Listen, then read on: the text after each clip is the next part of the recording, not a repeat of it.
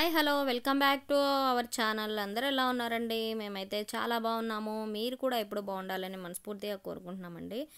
So ముందుగా మన channel ఎవరైతే ఫస్ట్ టైం ఇప్పుడే చూస్తున్నారో తప్పకుండా సబ్స్క్రైబ్ చేసుకోండి. వీడియో నచ్చితే లైక్ చేయండి.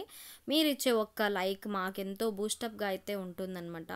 సో ఈరోజు ఈ వీడియో వచ్చేసి నైట్ వ్లాగ్ అనమాట. నిన్న నైట్ది. నైట్ తినడానికి రైస్లోకి ఏం కర్రీ చేసుకోవాలా అని అనుకుంటుంటే వెజిటేబుల్స్ ఉన్నాయి, చిక్కుడుకాయలు, దోసకాయలు అన్నీ ఉన్నాయి ఇంట్లో.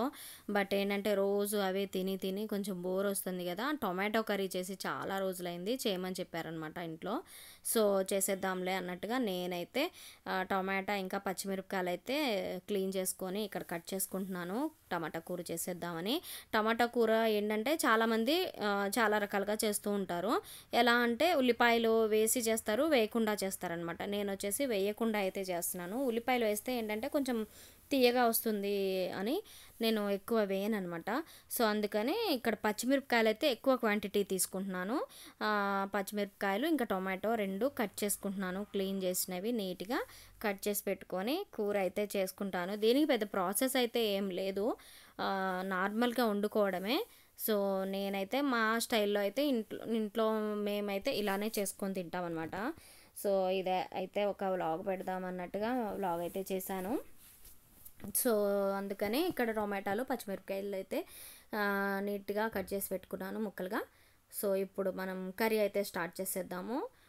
ఈ కర్రీ అయితే మంచిగా ఉడికితే చాలా బాగా టేస్ట్ వస్తుంది. ఇక్కడ ఆయిల్ వేడి చేసుకున్నాను, గిన్నె వేడి చేసి స్టవ్ వెలిగించి ఆయిల్ వేడి చేసుకొని కొద్దిగా ఆవాలు జీలకర్ర వేసుకొని మనం కట్ చేసి పెట్టుకున్నాం కదా టొమాటో ఇంకా పచ్చిమిరపకాయలు వేసుకుంటున్నాను.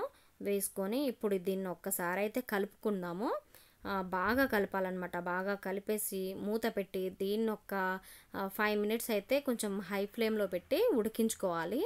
సో ఇక్కడైతే ఉడకడం అయితే స్టార్ట్ అవుతుంది కదా. ఈ టమాటా ముక్కలు అయితే బాగా మగ్గాలన్నమాట, మెత్తగా అయిపోవాలి ఆ పేస్ట్ లాగా.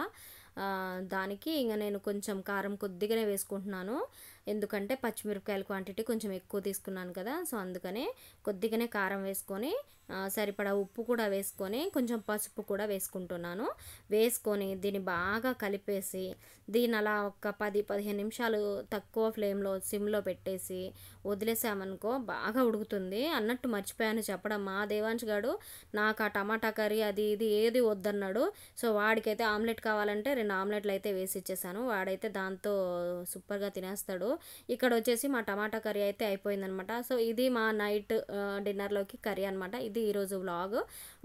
వీడియో నచ్చితే తప్పకుండా లైక్ చేయండి, సబ్స్క్రైబ్ చేసుకోండి. మరిన్ని వీడియోస్ కోసం చూస్తూ